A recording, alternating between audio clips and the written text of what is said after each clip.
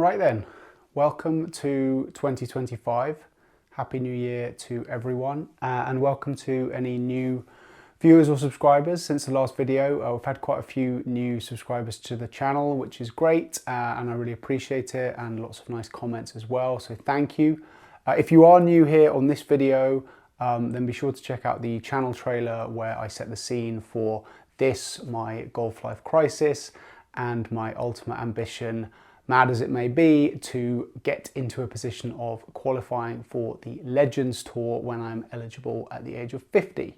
Are you insane? Again, if you're relatively new here, the idea is that there's going to be a mix of kind of vlog style content, a bit more like this, where I track my daily / weekly golfing activities, and then a little bit more like the previous video where I talk about, say, a single topic or a single thing that I've been doing or learned or goal or whatever that might be. The hope at some point is to be able to get one of each type of video out per week.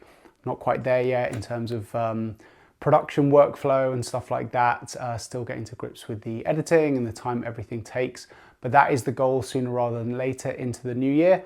So hopefully, yeah, there'll be a bit of both. I want this to be sort of document of my golfing journey, my improvement process, practice, play, lessons, all of that stuff as well, and then split certain things off into sort of more focused videos on a single topic. So there will be a bit of both, and as ever, if there are any comments, questions, etc. you want me to answer or address, please just drop them below and I will get back to you either in the comments or in a future video. So for this video, I just wanted to take a moment really and look back at 2024. It was my first proper season of golf. I didn't play my first actual round until more than halfway through 2023.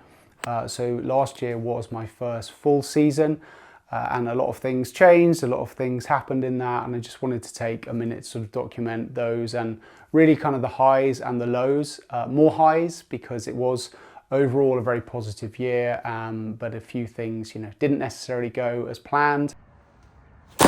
And obviously there is plenty of room for improvement. So yeah, just really wanted to take a minute to sort of run through some of those things and review the season, I suppose. I think the biggest high for me was this was the first year I took up membership at a club and basically have met a lot of people to play with, made a ton of new friends. Oh, friends! And just generally had a bunch of really positive golfing experiences. This is, a whole new enterprise for me in terms of taking up a new sport fairly late in life. So to see how many people are sociable and welcoming and things like that has been great. I think golf has a bit of a reputation for being stuffy or unfriendly, and I've seen a little bit of that, to be fair. There are certainly some people who've been a little bit officious, shall we say, or possibly not the most welcoming, but that has absolutely been the minority. And actually this year has been fantastic for me to build a whole new friendship circle of golfers and people I can play with and go on trips with and whatever that may be. So being able to be a member of a club and everything that means, competitions, facilities, etc. has been great.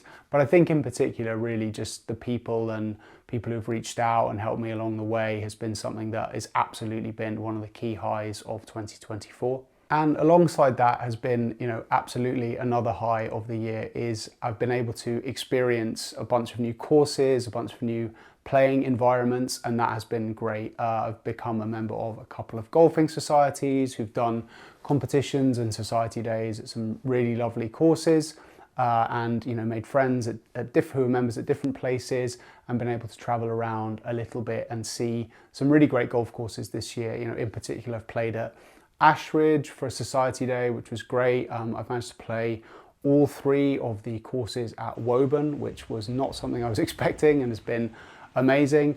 And then in the summer, I was able to go up and play a few rounds up in Yorkshire, including one at Ganton, which was a pretty incredible experience. A course head and shoulders above anything I've played so far. Absolutely spectacular venue, an amazing experience to go there.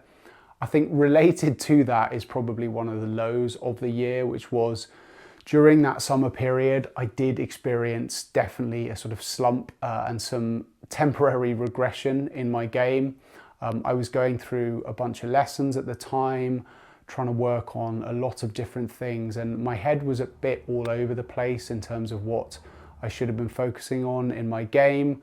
And it wasn't the most enjoyable experience to go through. It was probably 2 to 3 months really of not having confidence when I stepped out to play, shooting some really, really ugly scores, including unfortunately at Ganton, where I had my worst round of the year, and in fact my worst round in terms of score I've had since my actual first round of golf. So a big shame to play the nicest course I've ever played and have one of my worst rounds ever, but I guess that's the way it goes. So there was definitely a good couple of months in the summer where I was not particularly enjoying where my game was at. My handicap crept up a tiny bit, which is obviously not what I was expecting. So yeah, one of the lows was that period, probably midsummer, where I just didn't know where the ball was going and didn't know where my next good round was going to come from. Thankfully, a good round did come and I was able to find some form after that, but that was a bit of a difficult time, which anyone who's on this journey or a similar one will be able to understand and relate to, I'm sure. Another kind of high and low, which went sort of hand in hand, was competitive golf this season. It was my first time playing competitive golf as a member of a club, and I was able to play in, as I say, quite a lot of competitions, both there and in various sort of society days and stuff like that. And that was a great experience. It was nerve-wracking for sure to play my first rounds of competitive golf with people I've never met, off the back tees, on courses that had been set up to be hard for competitions, but overall really positive, and actually did manage to win a couple of competitions. Absolutely one of the highs of the year was the first scramble that I ever played in the springtime, which we actually managed to win. But even aside from that, it was just so much fun. Obviously watched a ton of scrambles being played on various YouTube channels and things like that, but it was my first time playing that format and I absolutely loved it. So that was fantastic. And I did also win one of our monthly Stableford competitions, I think in September, October of this year. So that was my first full solo competition win. So those were great. Unfortunately, they were probably the exceptions rather than the rule when it came to my competitive rounds this year. A lot of the times my game didn't necessarily stand up to pressure brilliantly. It's something I mentioned in the previous video. One of my goals for 2025 is to put myself under more pressure more often so that I can hopefully develop the kind of muscle to withstand it. But yeah, there were some bad rounds in competitive golf. I did a 3-day event over at Celtic Manor, which I was really, really looking forward to. Played really badly all 3 days, which was a shame. And a few other times where I went to new courses or went over for competitions and high expectations and high hopes and things like that, and they really just weren't met. So overall, the experience has been great, and as I say, being able to win a couple of competitions, take part in a bunch, both solo and in teams, has been great. But I definitely would like to have put my best foot forward more often in competitive play this year, and hopefully I either can this year, or as I say, I can at least expose myself to the pressure more to give myself a better chance of performing in those environments going forward. The flip side of the bad summer that I went through was a really, really good autumn. I swapped coaches in September, and my new coach and I were able to make some really good progress in our first couple of lessons together, and I saw an immediate impact. I'd gone from being a bit all over the place, scores weren't great, to having a couple of months where I played some really, really good golf, certainly for someone of my standard and general newness to the game. I shot, I think, 3 80s and a bunch of kind of 81s, 82s. And there were a couple of months when I don't think I'd shot anything worse than an 85, which was great. Some of those were in sort of team events, some of them were solo, but it was a really positive couple of months, sort of September, October. The game felt really, really good. And it was nice to have been through the dip in the summer and actually come out the other side, because there are times, as we know, when we're trying to get better at golf, where it feels a little bit hopeless, everything feels broken. So it was nice to sort of stabilize that and see I had actually gotten better as a player over the year, even if there were times when it didn't feel like that. And I was able to shave, a good kind of 5 strokes off my handicap at that point. I think the highest it got to this year was 19, and now I'm down at 14.5. So it was nice to see that number drop as well, and see some of that hard work paying off. Allied to that, I've just learned a ton this year. It's been a journey of discovery about lots of different things, mechanical things, about the golf swing, about how to play on courses, course strategy. As I say, I worked with 2 different coaches who were very different in their approaches, but I was able to learn a bunch from both of them. And I've really been immersing myself in the game pretty deeply. I've been reading books and listening to podcasts and watching YouTube videos and all sorts of stuff, possibly to a slightly damaging extent at some times, and it's been a little bit of overwhelm and confusion at times, but generally I feel like I'm trying to just learn as much as I can and ingesting lots of information from, I think, the right sources, not just from any old hack on social media or whatever it might be, but from respected people in the game, whether that be authors or club fitters or podcasters or broadcasters or whoever it might be. And I think I've been able to put together what is a sort of small group of gurus or advisors who I can listen to and learn from. So I definitely feel going into 2025 versus the start of last year, I know way more. I know that knowledge isn't always power, and sometimes we can assume we know more than we do to a damaging extent, but I think it's going to help and stand me in good stead going into a new year and a new season. One of the things that I'm a little bit sad about, and I suppose was a low, is that the year didn't end brilliantly from a playing perspective. The good form of sort of September, October and early November just ran out of steam as the year was coming to a close, and my last 5 or 6 rounds probably only had one that I would consider to be particularly good.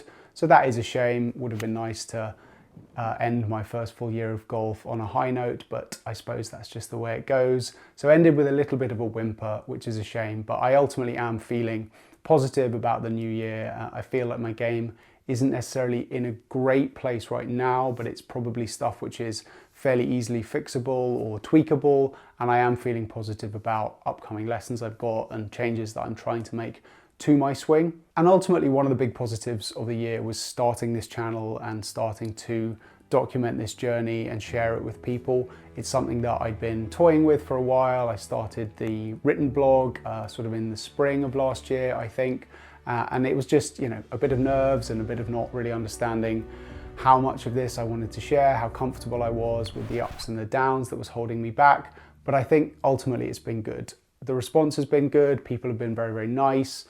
And I think it's helpful for me in terms of holding me accountable to sharing all sides of this process, and hopefully helpful for some other people as well to see what it looks like, if it's possible, etc. It's a little bit of a cliche for someone of my age to be aspiring to make it on the seniors, and maybe it is mad and maybe it is delusional, but I suppose the only way to know is to try, and hopefully this journey and this channel and sharing all of it can maybe inspire some people to do likewise, or show them what not to do, or whatever it might be. So I'm glad I've done it. I'm looking forward to sharing kind of the whole year from now with people as I go.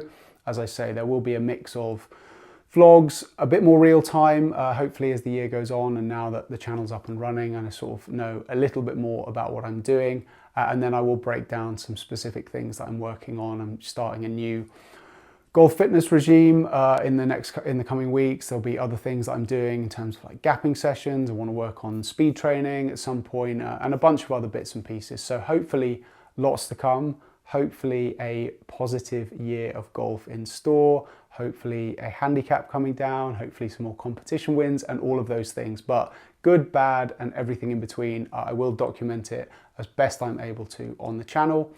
And again, thank you all for everyone who has watched and commented and liked and subscribed so far. I really do appreciate it, and I'm hoping we can get some more people on board during the course of the year. So thanks again, and best of luck with everything in your game in 2025.